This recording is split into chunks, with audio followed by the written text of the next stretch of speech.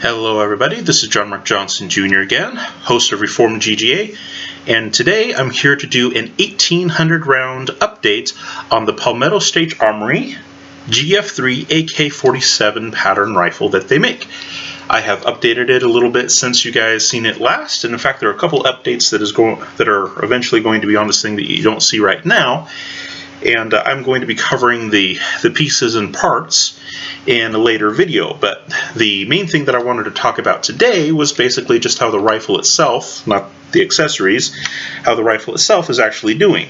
So I'll go ahead and take off the optic because that is not going to be our focus today.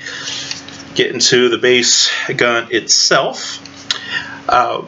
1800 rounds later, you guys know, if you watched the first video that I did on this one, the first main review, my chief problem with it was that it wasn't 100% reliable. It wasn't terrible, it was definitely blinkable,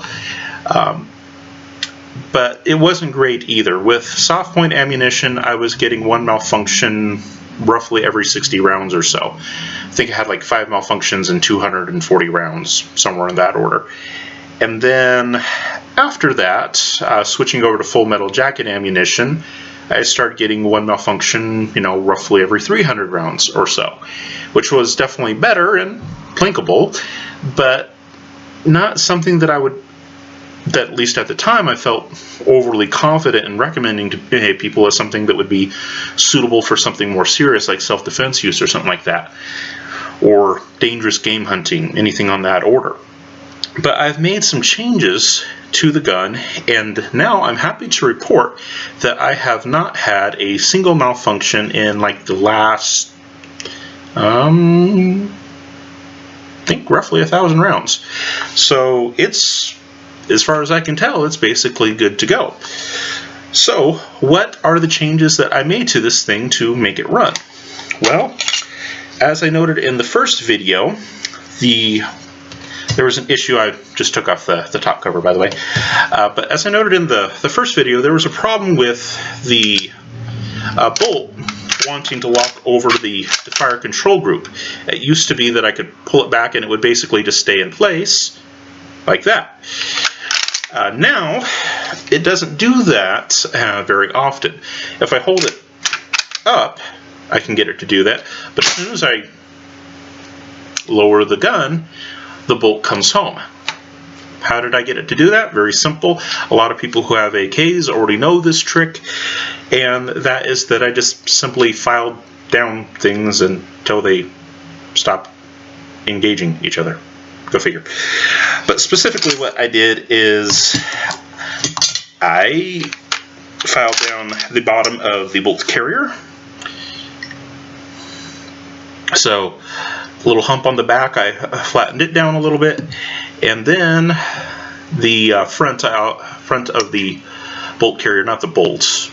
I would not suggest making modifications to the bolt in general, and even modifications to the bolt carrier itself could be a problem. If you're not someone who's mechanically inclined, knows how these kinds of things work and what is safe to do and what is not safe to do, I would recommend taking it to a gunsmith. And I'm not saying that I'm overly competent, but I do know the basics of how guns work and what is safe to mess with and what isn't. And also when I was in college, my area of emphasis was mathematics. I know a little bit of something about geometry and how things work, so I feel okay on that one, but like I said, it's not a recommendation I would make for everyone, nor would I suggest it to the general user. That caveat being out of the way, basically just some file work on the back end of the bolt carrier and the front end of the bolt carrier, nothing to the bolt itself. And then in addition to that, the hammer, I'm going to go ahead and put the hammer back. There we go. The hammer also took a little bit of file work, mostly on the back end. I didn't really mess with the front end too much. Took a little off the front. But most of it was along the back of the bolt carrier, sorry, the hammer, that I filed and re-profiled it a little bit. Just try to make sure you guys can get some light in there to see what I did.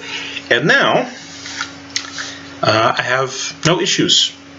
The gun runs everything. It runs the cheapest Tula ammo that money can buy, and it also will run the more expensive, boat tail premium ammunition and all that kind of stuff.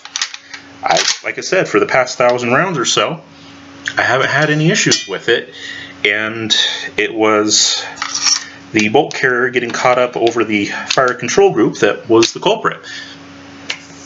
Basically reprofile things, resize them, and you don't have that issue anymore. And I took off a good amount of material there. One more thing that I wanted to show you guys that I thought was noteworthy and a little bit odd, and I mentioned a part of this on the last time, but it seems like it's come to a little bit more of an issue this time. Take out the bolt here. Last time I mentioned that on this back tab here that it was getting bent over and I could get a nail in there, and over the course of the past several hundred rounds, it got bent up enough that it started interfering with the bolt going back, and so I had to file that off as well to keep it from interfering. And then there was a very somewhat small deformation inside of the bolt carrier and a corresponding deformation on the bolts. Obviously it's fairly small,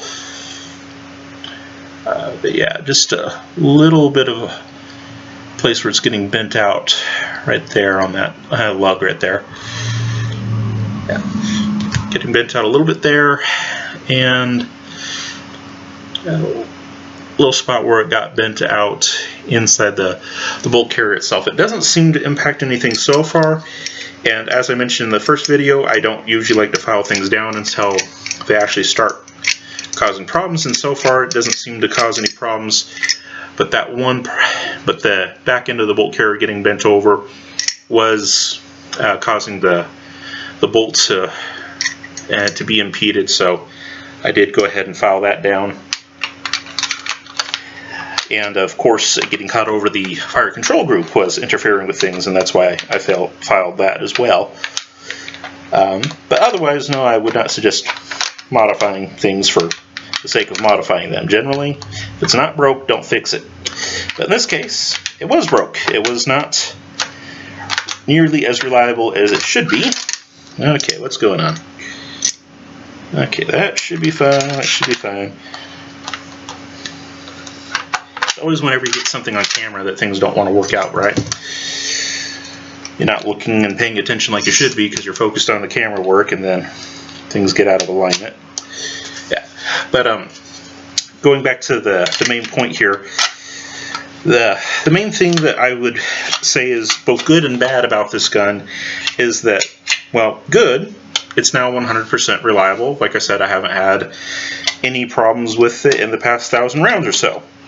With even the worst, cheapest ammo that you can put through it, good old Tula ammo, or the most expensive high-performance boat tail ammunition that I have, works with everything. That is great, fun, wonderful. The thing that bugs me, though, is that it didn't work right out of the box. And it also has some parts in there that are getting what I would call maybe not necessarily unusual, but definitely excessive wear. Like I said, on the back of the bolt carrier where it was starting to get bent over, it got to the point where it was starting to interfere with the motion of the bolts. Inside of the bolt carrier, and there's a place on the bolt as well where they're getting a little bit of additional wear that I personally don't think that they should. And then of course the hammer had too much material on it. The bottom of the bolt carrier had too much material on it. Either that, or it was simply the components were just simply placed too close together, which is the other alternative way of looking at that, which is probably more accurate. But one way or another, there was way too much engagement between the pieces. You resize those things, you occasionally have to file down certain things, and the gun will work, and the gun will work well. So where does that leave me regarding PSA as a manufacturer of relatively inexpensive AKs? Still lukewarm. It's a product that I could get to work for me, and I feel now, knowing what it took to get this to run, and what it takes to keep it running, filing of certain parts basically, I'm confident enough to use this as a self-defense gun. I don't know that I would necessarily want to send somebody off to war with it, where they could possibly be in multiple battles, just because there is that wear problem, and if that gets to be excessive, it'll start causing malfunctions. But through a single encounter, a single self-defense encounter, I don't see any reason why it would be a problem. And so I've actually been running this as my bedside gun here at home, because it is in a state now where, like I said, it hasn't malfunctioned in 1,000 rounds, so who cares? I'm upset, though, that it didn't run well out of the box, and that I basically had to do file work on a gun that, well, frankly, I shouldn't have to do that with. This was not a blem. This was not sold as a blem. They didn't say, hey, by the way, we incorrectly sized something here, we put the components too close together or anything like that. That's not how PSA sold this to me. PSA sold this to me as a fully functioning gun, and granted, it's a relatively inexpensive gun. I paid about, what was it, $700 for this or something like that. In times past they've had them for cheaper, but for 2020, $700 ain't bad. Now I think it's gone up, just because the 2020 panic buying has definitely not stopped. If anything, it has continued to escalate, and so the prices keep going up with it. So it's no longer a $700 gun. But at the time, I paid $700 for it, and I think I got a pretty good bang for the buck overall. But it was not sold as a blem product. It was sold as being fully functional, and frankly, I have a hard time justifying that kind of a claim, given that it was malfunctioning out of the box. But now, filing down the hammer in the appropriate places, filing down the bolt carrier in the appropriate places, and keeping up on filing on the back end and things like that, now it works just fine, and it runs everything. Like I said, worst ammo possible, even the soft point ammunition that initially was having a huge problem with, it runs it all now. It's fine. So, like I said, I'm still lukewarm on PSA. Is it a product that you can get to work for you? I think so, yes. Is it a product that you can get to run very well for you, even to the point where you can make it into a self-defense weapon? Yes. But it still has some issues. Like I said, the internal components just don't seem to be of the appropriate hardness, and there's weird things that get bent over and whatnot, and there seems to be two engagement on this particular model. Like I think that they just incorrectly sized or placed the pinholes for the fire control group or something along those lines, because there's obviously way too much engagement between the components. So not 100%, but close enough to get it functioning. And like I said, I wouldn't want to send someone to war with it, where they might have to go through multiple battles with this thing. But one serious engagement with, and then after that one serious engagement, being able to take the gun apart and do any necessary file work that you may have or not have, would definitely make it suitable for a home defense type situation, or one really bad day. So for the price, not bad. But I personally think that PSA was more than a little misleading regarding this product. If they had sold it as a blem and said, hey, things don't seem to be correctly sized on here, you might have to do some file work, great, I'll take it. Even for $700, I'll still take something, just if you tell me up front that it needs some file work. But as it is, like I said, I just don't feel that it was billed very honestly. It was billed as a fully functioning gun, and it really wasn't. Now, after having filed things down, it works just fine. But it wasn't that way to begin with, and I'm a very firm believer that when you sell a gun to someone, that if you're not upfront about the problems that the gun has,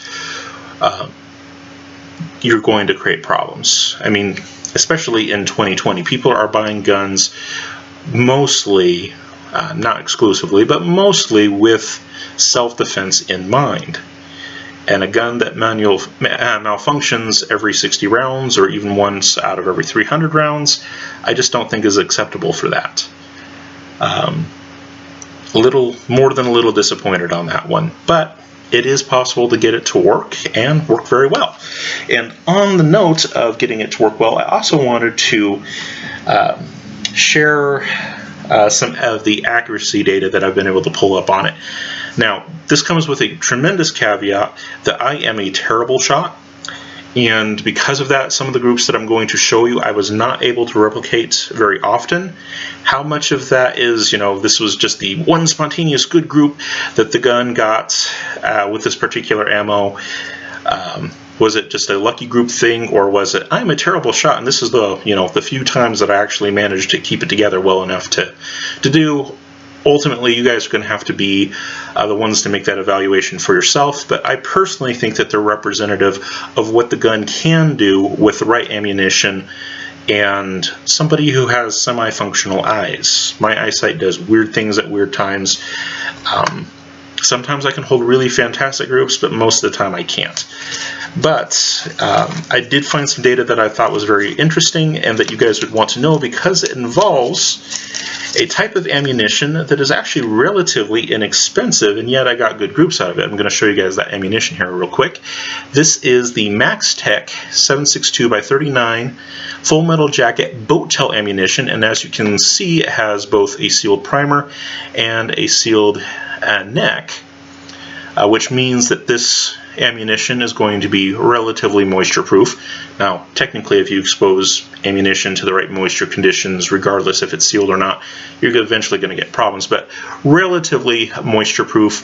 The bullets themselves are very highly polished compared to a lot of the cheap stuff, and the lacquer coating that is on this round is a very good lacquer coating. It's actually not all that dissimilar from the lacquer coating that Hornady uses on their SST 7.62x39 ammunition. A lot of people think that if a type of ammunition is steel case that it's automatically junk. That's not necessarily true. It can be true, a lot of times it is, but it's not necessarily true. And to call something like, say, the Hornady SST round junk just simply because it has a steel case would definitely be a bit of a misnomer.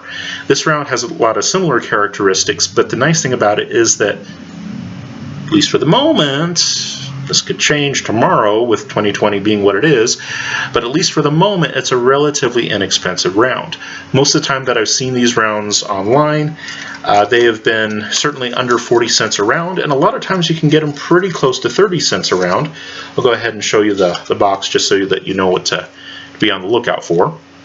But this is it. MaxTech Essential Steel 7.62x39 ammunition, 124 grain full metal jacket boat tail ammunition. Like I said, relatively cheap, and sometimes you can get it as cheap as 30 cents a round, most of the time at least under 40 cents a round, if you can find it in stock. And like I said, this is the current information. Tomorrow could change everything, who knows.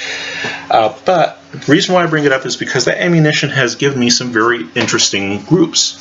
Now you can see most of the groups that I have here are terrible, and these are different kinds of ammunition. Up here I have some Barnall that didn't work out very good for me. Down here I have some of the cheap Wolf stuff that's basically Tula ammo and Wolf packaging. This is the Tula hollow points. Most of this stuff, relatively cheap ammo, not very good results. But that MaxTech that I was just showing you guys, the stuff right here, that gave me a really impressive group right there. That group right there is, what did I measure that at? That was 1 1/4 inches. And this is at 100 yards, by the way. 1 1/4 inches would definitely not be what a lot of people consider typical for, say, a bolt-action hunting rifle, certainly not. Even ARs can sometimes do better than this. But I figure for an AK and for a relatively low-cost AK, shooting a good but still relatively low-cost round, 1 1/4 inches is acceptable. Now, like I said, I have a hard time reproducing groups like this. A lot of times my groups are usually more, like these. And I personally feel that it's more just because of me as a shooter. I have terrible eyesight. My eyes do weird things. I have varying eye dominance issues and all kinds of weird things that go on. And also the environment in which I shoot is not very great for groups. I have a rickety table that I set up on. I don't have proper stand or anything for it, so I'm just kind of holding it holding it just, you know, on my arms, resting on the table, or sometimes I take my ammo box and set the front of the gun up on that. Nothing really great. So I think most of the looseness is me, but like I said, I'll let you guys judge for yourselves. But that's one group I got at 100 yards, 1¼ inches with the Max Tech stuff. Let's see here. Here is another one that I got at 100 yards. And like I said, I personally feel that most of the looseness is me, the environment in which I shoot. Like I said, I'm on a rickety table. Also, the environment in which I usually shoot has, like, you know, sometimes 35-mile-per-hour wind. It's southern Idaho. We have wind. That's like our chief export is wind. So it's really not good for shooting groups, and it tends to be gusty. And like I said, I'm on a rickety table and don't really have things, you know, set up very properly. So I think most of it is me, and also, like I said, I have major eye problems. So I would be tempted to say that this outlier here, that's definitely far away from the main group, I would say that that is me. And then this part that's in here isn't as great. It was 1 7/16 inches. Which is still under 1½ inches, and again at 100 yards, assuming that this one out here is just me. If you count that one out here, it's like 3 3/4 inches, which is not a great group. Not altogether untypical for an AK, but like I said, I think the center part is much more representative of the gun and that ammo. The flyer, I think, is a me problem, not a gun problem. This was another group that I shot, and this time at 50 yards. Yeah, if this was 100 yards, that would be smoking. But this was at 50 yards, and when I did this group, I know that I pulled this one. It's one of those ones you just, as you pull the trigger, you know it's not going to land where you want it to land. And yeah, that's the one out here. So take out the one out here, and that's actually a pretty decent group. Again, if this was a bolt-action hunting rifle or even an AR, yeah, that wouldn't be great. But for an AK, that's pretty stinking awesome. With the one flyer out here, like I said, I'm 100% sure that that was me. When I pulled the trigger, I knew that that one wasn't going to land where I wanted it to, and I could see the impact that it was off from where I wanted it to be. So yeah, not counting that one, it was, the group size was 5/8 of an inch. Counting that one, it was 1 1/8. So for a lot of other guns, it wouldn't be great, but for an AK, which usually are in the 3 to 5 MOA range, that's pretty respectable. With, like I said, basically a budget AK and very much so budget ammunition. So that's acceptable. And here's another group of shots that were not so great. But over here on my left, you'll see again, huge extreme flyer down here. But most of the shots landed pretty close together, and that was 1 11/16 inches for the main group, and you know, and not counting this very extreme flyer out there. Like I said, I'm much more tempted to think that that's a me problem, not a gun problem. So again, yeah, wouldn't it be great for a precision AR or a bolt-action hunting rifle, but still pretty respectable. Ignore that. Down here in the corner was a group that I shot at 200 yards, and it's of course a pretty big group, but remember, this is 200 yards, and so that's about a 6-inch group, so that's roughly 3 MOA, and that wasn't with the Max Tech, that was actually with the cheap Barnall stuff.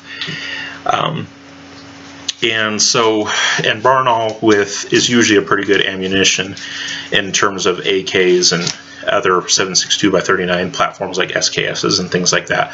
Barnall usually does pretty decent. And so all of that to say that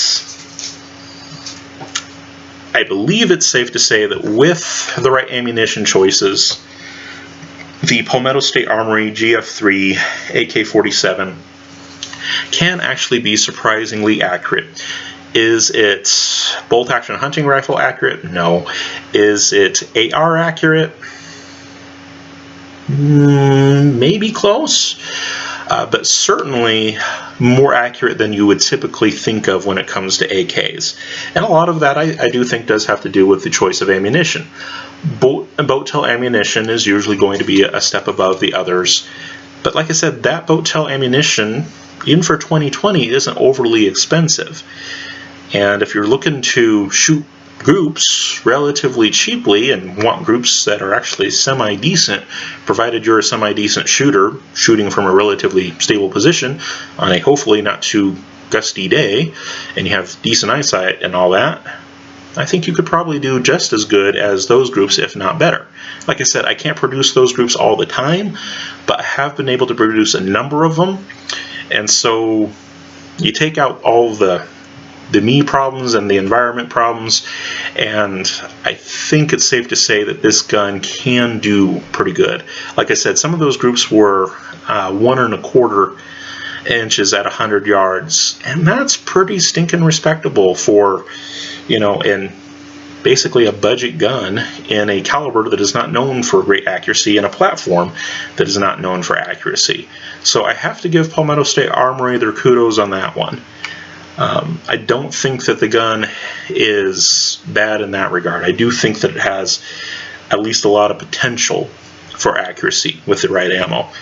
The only thing that really sticks in my craw at this point is just the fact that I had to file parts of the gun down in order to make it reliable. Other than that, it's actually a pretty decent system. I am disappointed that there's parts on the internals that seem to be wearing in weird places, and I can visibly see where parts are impacting to each other a little too hard. There's more force than what those pieces can really take. But at the same time, for the most part, it doesn't really affect function, and the parts that do affect function can be fixed simply by just filing them down a little bit. It's not a bad option. It's just one of those things that I wish that Palmetto State Armory was a little bit more upfront about. If they had sold it to me as a blim, saying, hey, these parts aren't quite in spec, you might need to do some file work, fine. That's fair. That's upfront and honest. But they didn't. They sold it as a working gun that was in a ready-to-shoot state, and it simply wasn't. But now it is, so I can't complain too much. In future videos, I'm going to talk about this gun as being a multi-role gun and multi-role, fulfilling multiple roles.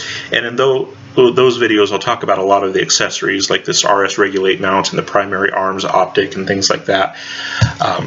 Talk about some of the little add-ons to the foregrip and things like that, and all those cool, nifty things, but that will be in later videos in the multi-roll gun setup videos.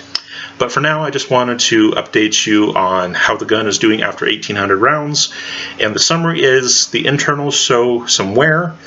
I was able to get greater reliability out of the gun, but I had to do some file work to do that.